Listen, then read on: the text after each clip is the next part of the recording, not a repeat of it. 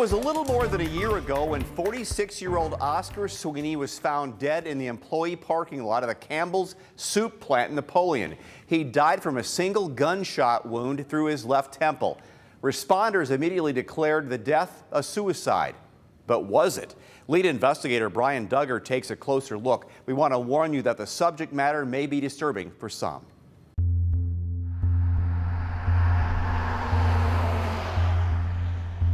This is going to be a suicide. There's a gun right there on the console. That's an exit wound. Suicide. Suicide. He's got it going on his lap, and he's gone. I don't know exactly who made phone calls, but my sister called me and told me that he shot himself. There's no easy way to tell you this. He's gone. So you believe Oscar was murdered? Yes, No doubt.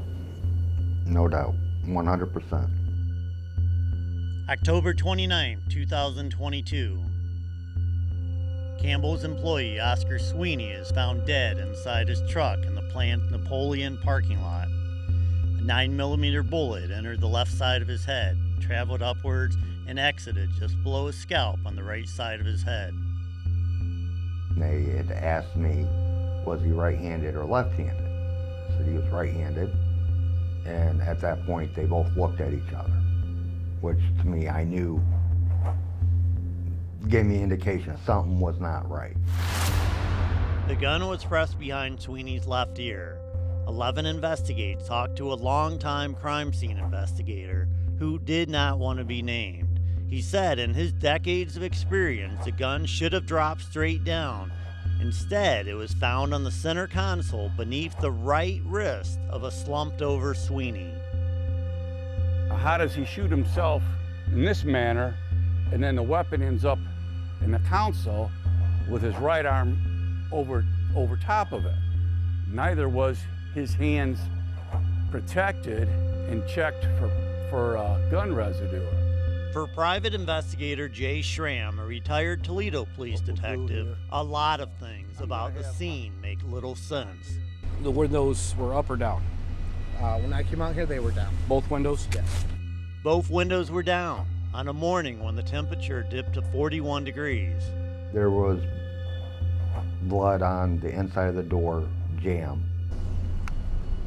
Meaning the door likely was open when the fatal shot was fired. It obviously went through. And on the night of the shooting, responders couldn't find the casing or the bullet. Sweeney's brother found the casing in the back seat, and the bullet was buried in the passenger door. Got the door down, and the bullet was embedded in here. There's behind it, it's a big, thick steel, kind of a crossmember type piece for protection, and that's where the bullet was recovered, from that area there. But the bullet in that side door raises the most troubling question. And then we're gonna run this up to the hole. How does a bullet traveling upward, which comes out of the top of Sweeney's hat, suddenly veer downward and go into the passenger door? Schramm showed us how unlikely that was to happen. I believe he may have had his attention drawn away from his business at hand, wherever it either was parked in his vehicle or whatever, and had his attention to someone out on the right side of him because his passenger window was down. So he may have been parked and had his attention off to the right, talking to someone, and then inadvertently someone else came up from the side and shot him off to the side. The crime scene investigators speculated that Sweeney was leaning over to retrieve a gun from the console to fend off an attacker. While doing this, he was shot. That scenario would also explain how the bullet was traveling upward, yet became embedded in the door, because Sweeney was leaning sideways. Another possibility is that the bullet isn't from his gun. We don't know where that bullet came from because the gun has never been tested. It's still at the sheriff's department. However, there is also evidence suggesting that Sweeney did commit suicide. He was being treated for stress and manic depression. There were genetic traits. His son and mother both committed suicide. He's told me several times that he was going to do this, and I'm like, stop, that's not what you need to do, like. On the night of Sweeney's death, a woman tells police that she found his body in the parking lot. She also tells them that the pair were having an affair. What she does not say is that they had a lengthy text exchange before he died that night. The text thread says, "Should have answered my calls. Now I get to go find a cozy place to park and blow my brains out." Finally, she responds, "Seriously, stop." I had told law enforcement that I don't believe my brother sent these. What he does believe is that his brother would not commit suicide. He made a promise to his kids that I didn't know until afterwards, that he had promised his kids that he would never have done what his son done. And that's one thing that we as a family, if we make a promise, we'll do everything we can to uphold that promise. So, what's your hope in talking to me? What do you want people to know?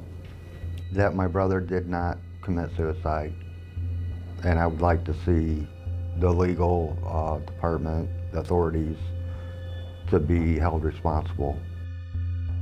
At this point, I can tell you that the coroner still is not convinced this was a murder, but I can also tell you this. I had a meeting with the Henry County prosecutor last week. She says she's willing to look into getting the gun returned to the family so it can be tested. Now, that could answer a lot of our questions. Now, this is just the tip of the iceberg in this case. I simply don't believe it's a clear-cut suicide. There were seat covers and a necklace that disappeared, a trunk full of groceries, evidence of a fight at a local bar before Oscar's death. Now, to read more about all of those things, you can go to WTUL.com. But for now, reporting in studio, this is Brian Duggar for WTUL 11.